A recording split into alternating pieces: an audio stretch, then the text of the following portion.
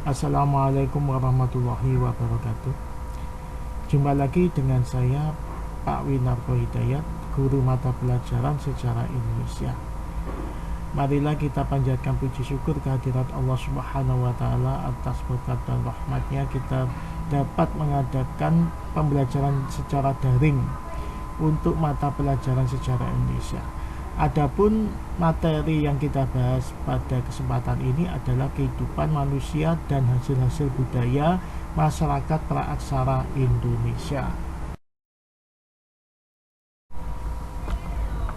Sebelum kita menuju ke pokok bahasan, terlebih dahulu kita harus mengetahui kompetensi dasarnya untuk kehidupan manusia dan hasil-hasil budaya masyarakat praaksara Indonesia sebagai berikut.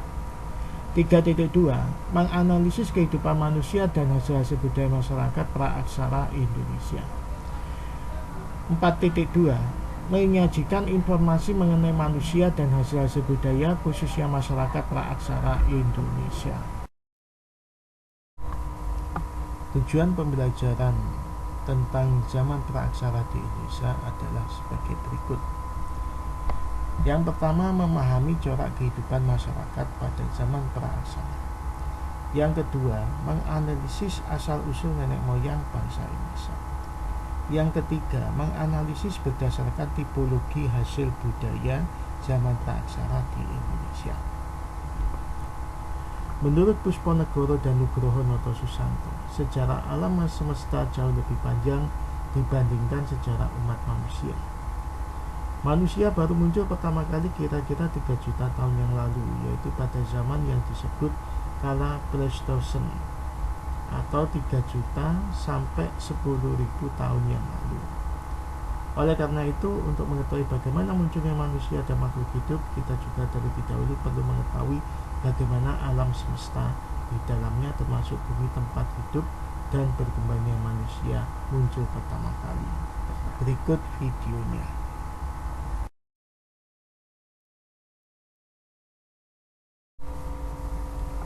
Tahap perkembangan masa praaksara. Menurut ilmu geologi, yaitu ilmu yang mempelajari tentang kulit bumi, sejak kemunculan yang pertama kali hingga sekarang, keberadaan bumi ini dibagi atas berbagai periode atau zaman. Yang pertama, Arkaikum atau zaman tertua. Zaman Arkaikum disebut juga zaman Azaikum. Zaman Arkaikum berlangsung sekitar 2500 juta tahun lampau. Pada zaman itu kulit bumi masih panas karena masih belum ada suatu proses pembentukan sehingga belum ada tanda-tanda kehidupan. Yang kedua, Paleozoikum atau zaman hidup tua. Zaman Paleozoikum disebut juga zaman primer atau pertama. Zaman ini berlangsung sekitar 340 juta tahun lalu. Jadi pada zaman itu sudah ada tanda kehidupan seperti mikroorganisme, hewan kecil tak bertulang punggung, ikan, amfibi, dan reptil. Yang ketiga, Mesozoikum atau zaman pertengahan. Pada zaman Mesozoikum disebut juga zaman sekunder atau kedua. Zaman ini berlangsung sekitar 140 juta tahun yang lalu. Pada zaman ini hidup binatang reptil yang ukurannya sangat besar seperti dinosaurus dan Atlantosaurus. Pada zaman ini berbagai jenis burung juga mulai tampak. Yang keempat, Neozoikum atau zaman hidup baru. Pada zaman Neozoikum berlangsung sekitar 60 juta tahun yang lampau. Zaman ini dibagi atas dua bagian, yaitu zaman tersier dan zaman kuarter.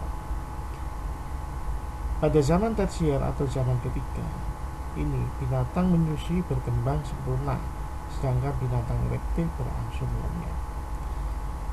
Kemudian zaman kuarter atau zaman keempat, yaitu merupakan awal kehidupan manusia. Zaman kuarter ini berlangsung sekitar 600.000 tahun yang lalu dan terbagi atas dua zaman, yaitu Diluvium atau Pleistocene dan zaman Holocene atau Alluvium. Zaman Diluvium atau Pleistocene ini merupakan suatu zaman di mana suhu udara tidak tetap, bahkan seringkali suhu menurun drastis.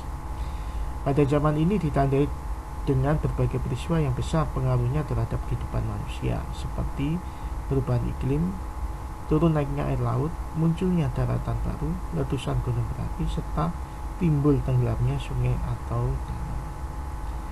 Pada zaman Holocene atau Alluvium, ditandai dengan semakin meningkatnya kemampuan manusia seiring berkembangnya fisik dan akal budinya. Corak kehidupan manusia pada zaman Holocene ini antara lain hidup menetap di gua-gua, menjinakkan hewan buruan, dan bercocok tanam.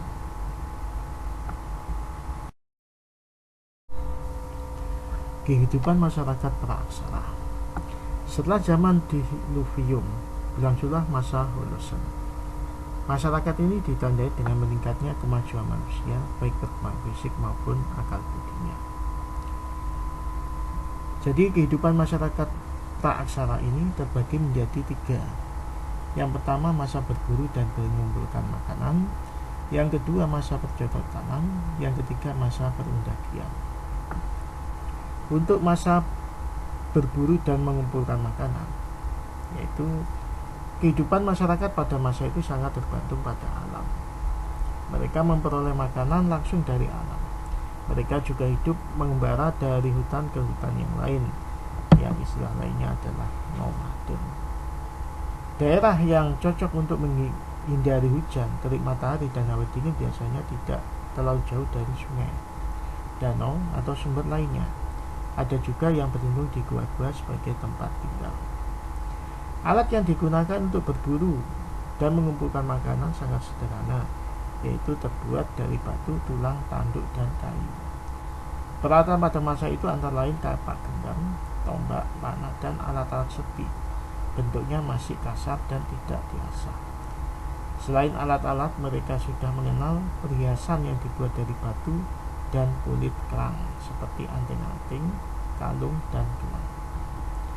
Masyarakat prasejarah pada masa berburu dan mengumpulkan bahan makanan belum dapat menggunakan bahasa.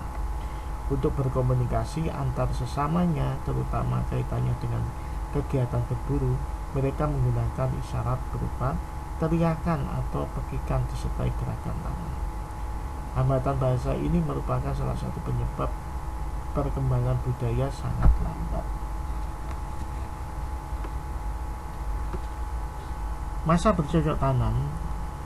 Melalui perjalanan waktu yang panjang, manusia sebagai makhluk yang berbudaya mengalami perubahan dan perkembangan. Setelah melewati masa berburu dan mengumpulkan bahan makanan, manusia mulai mengenal adanya cara bercocok tanam pada akhir zaman Mesolitikum. Kebiasaan berburu dan mengumpulkan bahan makanan berubah menjadi food production, yaitu manusia sudah memiliki kemampuan untuk menghasilkan bahan makanan sendiri.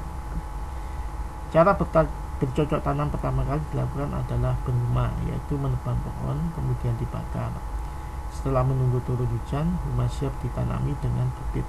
Jenis tanaman yang ditanam berupa padi-padian, umbi-umbian, talas, dan lain-lain. Dengan dikenalnya sistem berhuma, mereka tinggal lebih lama di tempat itu. Pada masa inilah berkembang perkampungan hingga berbentuk kesatuan-kesatuan suku dan marga. Masa perundakian. Pada masa bercocok tanam, masyarakat praaksara hidup menetap. Mereka bekerja memenuhi kebutuhan hidupnya. Sistem pembagian kerja semakin kompleks. Ada yang mengerjakan pertanian, memelihara ternak, menangkap ikan, dan berdagang. Pekerjaan itu sudah tentu saja membutuhkan suatu peralatan. Oleh karena itu, ada pula di antara mereka yang mengerjakan atau membuat peralatan yang dibutuhkan masyarakat sesuai dengan bidangnya masing-masing. Jadi pada saat itulah mulai adanya kelompok-kelompok orang yang memiliki keterampilan untuk membuat berbagai peralatan. Jadi mereka itu disebut kelompok undaki atau teknologi. Zaman kehidupan masyarakat prasejarah dengan perkembangan kegiatan kelompok undaki di zaman atau masa perundakian. Pada masa perundakian, pembuatan benda-benda dari perunggu meningkat. Benda-benda perunggu itu dibuat dengan 2 teknik, yaitu teknik ajar paradu dan teknik before.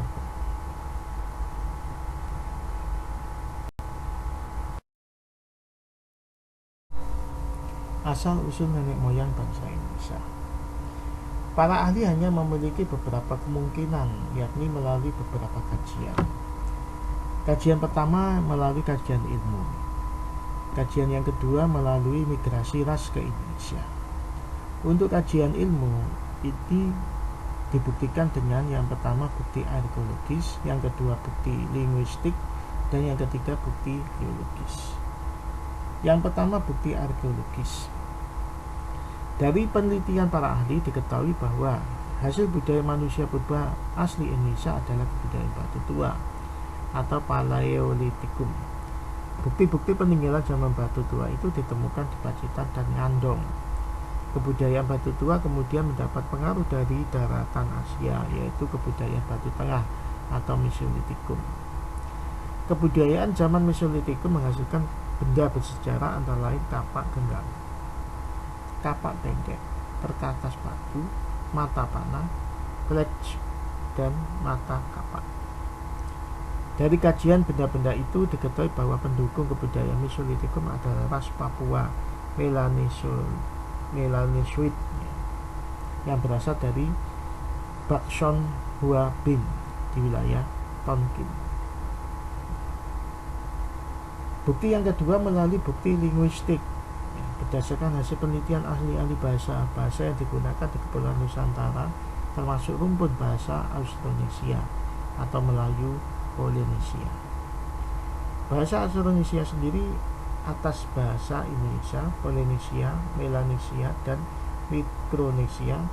Batas persebaran bahasa Austronesia yaitu Madagaskar di sebelah barat, Pulau Pasca di sebelah timur, Taiwan di sebelah utara, dan Selandia Baru di sebelah selatan. Dari makna di atas dipahami bahwa bahasa-bahasa daerah di Nusantara hakikatnya adalah serumpun. Adanya perbedaan kata-kata dalam bahasa daerah seperti bahasa Jawa, Batak, Minang, Bali, Dayak, Maluku, dan lain-lain karena disebabkan setelah tiba di Nusantara para pengguna bahasa itu terpencar-pencar. Mereka dipisahkan oleh lautan, hutan rimba, dan pegunungan. Ternyata memang banyak kata-kata di suatu daerah juga dipakai di daerah lain. Bukti yang ketiga didasarkan pada bukti biologis. Kajian biologis dilakukan untuk mencari kesamaan fisik antara manusia Indonesia dan manusia yang hidup di negara-negara seperti Indochina, Thailand, dan Malaysia. Di Thailand pada masa bercocok tanam ditemukan manusia berciri-ciri mongoloid. Di Malaysia juga menunjukkan hasil yang sama. Ciri-ciri ras mongoloid lebih dominan walaupun ciri-ciri Austromelanesioid masih banyak. Berdasarkan bukti-bukti tersebut di atas, maka para ahli menduga bahwa penduduk Indonesia di masa bercocok tanam adalah ras mongoloid. Sedangkan di Indonesia bagian timur, ras Austromelanesioid lebih dominan. Bukti ini memperkuat asumsi adanya unsur-unsur kesamaan antara penduduk Indonesia dan masyarakat yang mendiami negara-negara Asia Tenggara seperti Indochina, Kamboja, Burma, atau Myanmar, dan Thailand. Kemudian didasarkan suatu kajian migrasi ras ke Indonesia.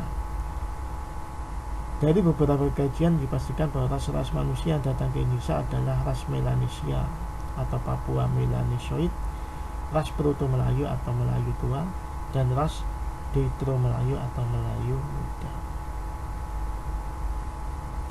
Untuk ras Papua atau Melanesioid, ras Papua Melanesioid berasal dari daerah Tonkin di daerah Bakson atau Bakson, Huang Bin di Vietnam Utara. Faktor pendorong mereka mengadakan migrasi atau persebaran belum diketahui dengan pasti. Persebaran yang dilakukan ras Papua Melanesioid sebagian melalui jalur barat dan sebagian melalui jalur timur. Sisa-sisa ras Papua Melanesioid antara lain adalah orang Sakai di Siak, orang Papua di Irian atau Papua sekarang, orang Semang di Semenanjung Malaysia atau Semenanjung Malaya, orang Aita di Filipina, dan sebagian lagi mendiami pulau-pulau Melanesia. Kemudian ras Proto Melayu atau Melayu tua. Ras Proto Melayu ini masuk ke dalam golongan ras Mongoloid. Mereka berbahasa Melayu Austronesia. Mereka berasal dari Yunan, daerah Cina Selatan. Dari tempat asalnya mereka menyebar ke daerah-daerah sekitar Teluk Tonkin di Vietnam Utara. Kemudian pada sekitar tahun 2500 sebelum Masehi, mereka meninggalkan daerah Tonkin. Sebagian dari mereka melalui jalur barat, yaitu melalui Semenanjung Malaya, terus ke Sumatera, dan selanjutnya di daerah-daerah lain di Nusantara. Sebagian lagi mengambil jalur timur, yaitu melalui Filipina, terus ke Sulawesi, dan kemudian daerah-daerah lainnya. Mereka adalah mendukung kebudayaan Batu Muda. Sisa-sisa ras Proto Melayu yang masih ada sekarang adalah suku Batak, suku Dayak, dan suku Toraja. Ras Deutero Melayu atau Melayu Muda. Pendatang dari luar belum juga berakhir. Sekitar tahun 1500 sebelum Masehi terjadi lagi migrasi ras Deutero Melayu atau Melayu Muda. Ras Deutero Melayu juga berasal dari daerah Tonkin. Faktor pendorong terjadinya migrasi ras Proto Melayu dan Deutero Melayu tidak diketahui dengan pasti, tetapi kemungkinannya sama dengan sebab-sebab persebaran yang terjadi atas ras Papua Melanesioid. Ras Deutero Melayu terkebudayaan yang tinggi. Peralatan mereka umumnya sudah terbuat dari perunggu. Sisa-sisa ras Deutero Melayu antara lain suku Jawa, Melayu, Bugis, dan Minang.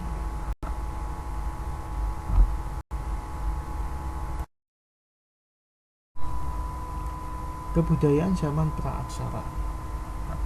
Masyarakat Indonesia di sepanjang masa praaksara hidup dengan peralatan yang sederhana. Seiring berjalannya waktu, peralatan yang tadinya sederhana itu mengalami suatu perubahan dari waktu ke waktu. Untuk menentukan usia peralatan ini, maka para arkeolog melakukan pengujian dengan menggunakan metode tipologi. Dengan metode ini, para ahli bisa membedakan kebudayaan praaksara Indonesia ke dalam dua zaman, yaitu zaman batu dan zaman logam. Zaman batu. Zaman batu ini dikenal di Indonesia terbagi atas zaman batu tua atau Paleolitikum dan zaman batu tengah Mesolitikum dan zaman batu muda Neolitikum. Pada zaman batu tua atau Paleolitikum ini berlangsung sekitar 600.000 tahun yang lalu, yaitu pada zaman Dilithium atau Pleistocene.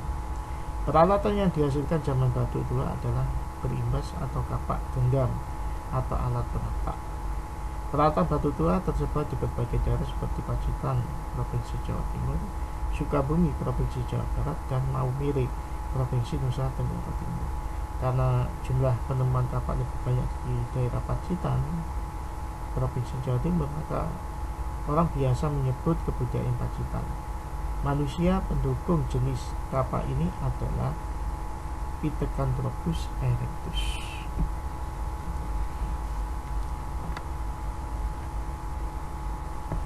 Zaman batu tengah atau Mesolitikum. Kebudayaan zaman tengah sudah lebih maju dibandingkan hasil zaman batu tua. Peralatan pada zaman ini kebanyakan ditemukan di daerah gua-gua bekas tempat tinggal, ya, seperti di Gua Lowo di Sampung Ponorogo. Mata panah, alat serpi bilah, ledge, dan batu banyak ditemukan. Karena peralatannya lebih banyak terbuat dari tulang, maka kebudayaan ini disebut kebudayaan tulang dari Sampung.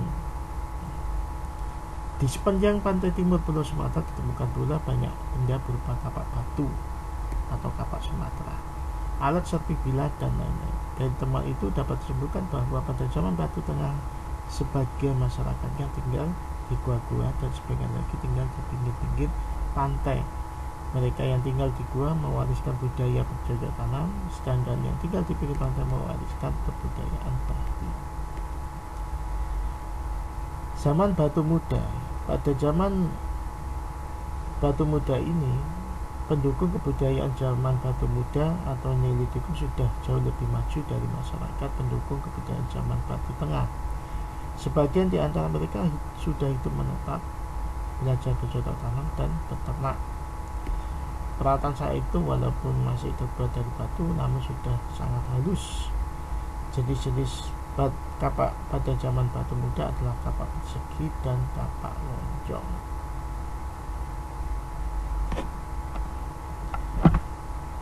Pada zaman logam, ya, teknik peleburan dan pengecoran logam dikenal pada masa perundagian. Masa ini ditandai dengan munculnya tenaga terampil yang mampu membuat berbagai peralatan rumah tangga. Salah satu keahlian yang mulai dikuasai saat itu adalah teknik peleburan dan pengecoran logam. Keahlian mereka dikuasai setelah mendapat pengaruh dari kebudayaan Don Son di Vietnam. Jadi ada dua teknik yang digunakan untuk pembuatan peralatan dari logam. Yang teknik pertama adalah teknik bivolve atau setangkap. Teknik bivolve ini menggunakan cetakan batu yang dapat digunakan berulang kali. Cetakan batu terdiri dari dua bagian atau lebih diikat menjadi satu. Dalam rongga cetakan satu itulah dituangkan cairan perunggu. Setelah dingin, ikatan batu dilepas untuk mengambil bendanya. Teknik ini dipakai untuk membuat alat-alat yang berukuran besar seperti nekara, kapak, atau patung. Berikutnya adalah teknik ecer padu atau teknik ecer pedu. Teknik ecer pedu ialah suatu teknik dengan membuat model benda dari lilin lengkap dengan segala bagian-bagiannya. Model dari lilin ini dibungkus dengan tanah liat basah lalu dijemur sampai kering. Setelah kering, tanah liat itu dibakar sehingga lilin akan mencair keluar dari lubang yang telah dibuat. Dengan demikian terbentuklah benda tanah liat yang merongga ke dalam tanah liat berongga. Inilah dituangkan cairan perunggu. Penggunaan teknik ecer padu hanya untuk membuat benda kecil seperti arca kecil, perhiasan, dan sebagainya.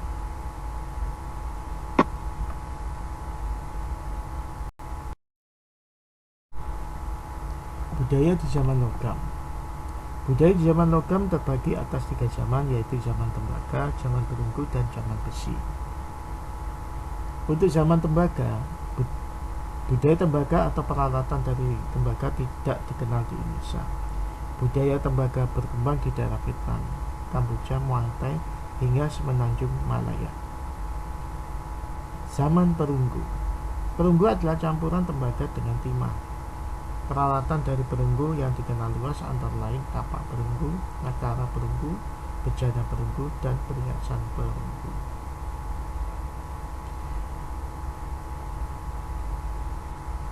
Kapak perunggu, ya. Kapak perunggu disebut kapak corong karena bagian atasnya terdapat corong atau lubang. Di dalam lubang itulah dimasukkan tangkai kayu untuk pegangannya. Jenis kapak ini disebut juga kapak sepatu karena bentuknya seperti sepatu. Salah satu jenis kapak inilah sisi bagian atasnya panjang dan disebut candrasa. Candrasa digunakan hanya untuk keperluan upacara tertentu, bukan untuk keperluan sehari-hari. Kemudian nekara perunggu. Nekara adalah benda yang berbentuk yang dandang. Nekara ditemukan di Sumatera, Bali, Jawa, Selayar, Rote, Alor, Kepulauan K, dan Pulau Letimoa, Maluku Barat Daya. Jadi nekara terbesar ditemukan di Bali, tinggi nekara itu 1,86 meter dengan garis tengah 1,60 meter. Berbeda dengan nekara di daerah lain, nekara yang ditemukan di Pulau Alor, Nusa Tenggara Timur berukuran besar. Masyarakat setempat menyebutnya moko. Berikutnya adalah bejana perunggu. Bejana perunggu ini yang ditemukan misalnya 2 bentuk atau 2 buah. Satu ditemukan di Sumatera Kerinci dan satu lagi ditemukan di Sampang, Madura. Bejana perunggu adalah bejana yang bentuknya bulat panjang atau menyerupai gitar, tetapi tanpa tangkai. Bejana yang ditemukan di Kerinci panjangnya 50,8 cm dan lebarnya 37 cm. Sedangkan bejana yang ditemukan di Sampang atau Madura panjangnya 90 cm dan lebarnya 54 cm.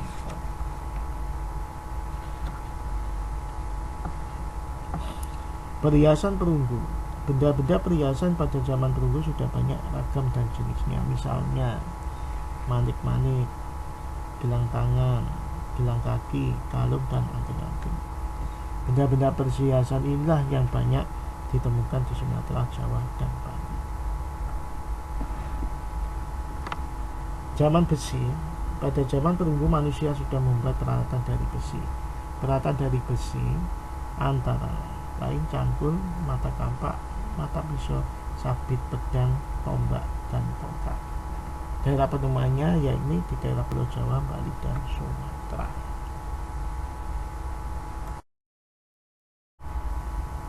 Budaya batu besar atau megalitikum. Sejak awal masyarakat yang tinggal di Nusantara telah percaya adanya kekuatan yang lebih tinggi dari mereka. Kepercayaan itu terus berkembang hingga mencapai puncaknya pada masa bercocok tanam dan hidup menetap. Mereka memuja arwah nenek moyang dan mereka mendirikan monumen dari batu-batu besar atau megalit sebagai sarana upacara ritual. Bangunan-bangunan besar itu antara lain, yang pertama dolmen. Selain sebagai peti mayat, ada juga dolmen yang berfungsi sebagai meja sesaji. Jadi dolmen berfungsi juga sebagai sarana upacara ritual. Dalam perkembangan selanjutnya, dolmen dijadikan pula sebagai tempat duduk oleh para kepala suku atau para kepala pelaksana upacara ritual. Yang kedua, arca atau patung. Arca atau patung ditemukan bersama-sama dengan benda-benda peninggalan lain seperti ekskavasi di berbagai daerah. Daerah Pasemar di Sumatera Selatan dianggap sebagai tempat penemuan arca terbanyak. Arca-arca di daerah ini banyak menyerupai manusia dan hewan. Arca-arca Pasemar merupakan bukti peninggalan masyarakat prasejarah. Yang ketiga, menhir. Menhir adalah kubur dari batu tunggal yang didirikan untuk menghormati roh nenek moyang. Menhir ditemukan di Sumatera Selatan, Sulawesi Tengah, Banten, dan Kalimantan. Keempat, punden berundak. Punden berundak merupakan tempat pemujaan. Bangunan ini dibuat dengan menyusun batu secara berundak atau meningkat. Punden berundak banyak ditemukan di daerah Cisolok, Sukabumi. Yang kelima, kubur peti batu. Kubur peti batu adalah peti jenazah yang terpendam di dalam tanah, berbentuk persegi panjang dan sisi-sisinya terbuat dari lempengan batu.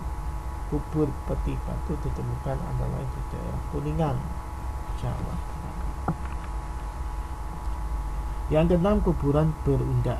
Kuburan berundak adalah salah satu atau lebih kuburan yang diletakkan di atas sebuah bangunan berundak. Bangunan berundak dibentuk dari tanah yang dipatras, kemudian tebing-tebingnya diperkuat dengan batu kali. Kuburan berundak ditemukan di berbagai daerah Sumatera. Bangunan-bangunan lain yang berhubungan dengan tempat penyimpanan mayat adalah sarkofagus dan waruga yang banyak ditemukan di Sulawesi, Sumbawa, dan daerah lainnya.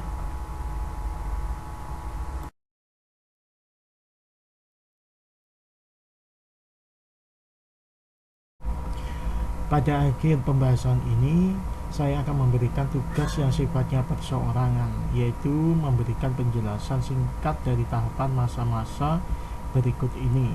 Yang pertama, masa arkaikum. Yang kedua, masa paleozoikum. Yang ketiga, masa mesozoikum. Dan yang keempat, masa neozoikum. Tugas ini dikerjakan di secari kertas atau folio dan dikumpulkan maksimal 6 hari setelah penayangan video ini. Saya akhiri, wabillahi taufiq wal hidayah. Wassalamualaikum warahmatullahi wabarakatuh.